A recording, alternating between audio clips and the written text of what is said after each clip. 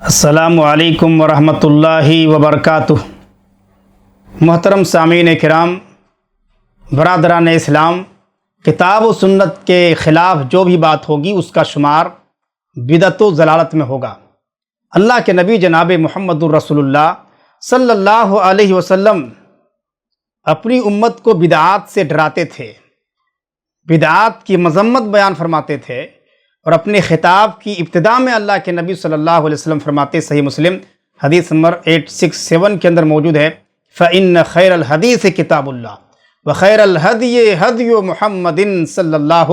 علیہ وسلم وَشَرَّ الْأُمُورِ مُحْدَثَاتُهَا وَكُلَّ مُحْدَثَةٍ بِدْعَةٍ۔ اللہ کے نبی صلی اللہ علیہ وسلم بیان فرماتے کہ سب سے بہترین بات اللہ تعالیٰ کی کتاب ہے، اور سب سے بہترین طریقہ محمد کریم صلی اللہ علیہ وسلم کا طریقہ ہے، اور سب سے بدترین کام دین میں نئی چیز کی ایجاد ہے، اس لیے کہ دین میں ہر نئی چیز بدعت ہے۔ اسی طرح سے سنن نسائی حدیث نمبر 1578 کے اندر موجود ہے، نبی اکرم جناب محمد رسول اللہ صلی اللہ علیہ وسلم نے ارشاد فرمایا کہ وَكُلُّ بِدْعَةٍ ضَلَالَةٍ وَكُلُّ ضَلَالَةٍ فِي النَّارِ، کہ ہر بدعت گمراہی ہے اور ہر گمراہی جہنم کے اندر لے کر کے جانے والی ہے۔ اور سنن ترمذی حدیث نمبر 2676 کے اندر روایت موجود ہے، نبی اکرم جناب محمد رسول اللہ صلی اللہ علیہ وسلم نے ارشاد فرمایا وَإِيَّاكُمْ وَمُحْدِثَاتِ الْأُمُورِ فَإِنَّ كُلَّ مُحْدَثَةٍ بِدْعَةٍ وَكُلَّ بِدْعَةٍ ضَلَالَةٍ۔ دین کے اندر نئی نئی چیزوں کی ایجاد سے بچو، اس لیے کہ ہر نئی چیز بدعت ہے اور ہر بدعت گمراہی ہے۔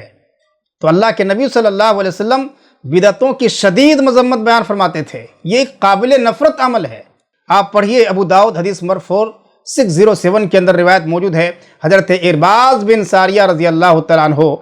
بیان فرماتے ہیں کہ اللہ کے نبی جناب محمد رسول اللہ صلی اللہ علیہ وسلم نے ایک دن ہمیں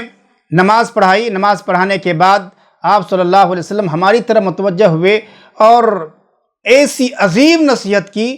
جس نصیحت کو سن کر کے آنکھیں اشکبار ہو گئی، دل لرز اٹھا۔ ایک شخص نے کہا یا رسول اللہ صلی اللہ علیہ وسلم ہمیں کچھ وصیت فرمائیے، تو اللہ کے نبی جناب محمد رسول اللہ صلی اللہ علیہ وسلم نے ارشاد فرمایا اوصیکم بتقوی اللہ والسمع والطاعہ وان کان عبدا حبشیا۔ نبی اکرم صلی اللہ علیہ وسلم نے فرمایا کہ میں تمہیں پرہیزگاری اختیار کرنے کی وصیت کرتا ہوں، اور اپنے امیر کی بات کو سننے اور اس کی اطاعت کی وصیت کرتا ہوں، اگرچہ وہ حبشی غلام ہی کیوں نہ ہو۔ پھر اللہ کے نبی صلی اللہ علیہ وسلم نے ارشاد فرمایا انہ من یعش منکم بعدی فسیری اختلافا کثیرا فعلیکم بسنتی وسنت الخلفاء الراشدین المہدیین فتمسکوا بہا وعضوا علیہا بالنواجذ۔ جو شخص تم میں سے میرے بعد زندہ رہے گا بہت سارے اختلافات کو دیکھے گا، ایسے وقت میں تم پر لازم ہے کہ تم میری سنت کی پیروی کرنا، میری سنت کو لازم پکڑنا، اور خلفائے راشدین کی سنت کو لازم پکڑنا۔ اللہ کے نبی صلی اللہ علیہ وسلم نے فرمایا تمسکوا بہا، چمٹ جانا اس سے اور اپنے دانتوں سے مضبوط پکڑ لینا۔ تو ہمیں ہر حال میں نبی اکرم صلی اللہ علیہ وسلم کی اتباع اور پیروی کرنی ہے، آپ صلی اللہ علیہ وسلم کی سنتوں پر چلنا ہے اور بدعات اور خرافات سے دور رہنا ہے۔ اللہ تعالی ہم تمام مسلمانوں کو سنت پر چلنے کی توفیق عطا فرمائے اور بدعات اور خرافات سے دور رکھے، آمین۔ وصلی اللہ علی نبینا محمد و آلہ و صحبہ اجمعین۔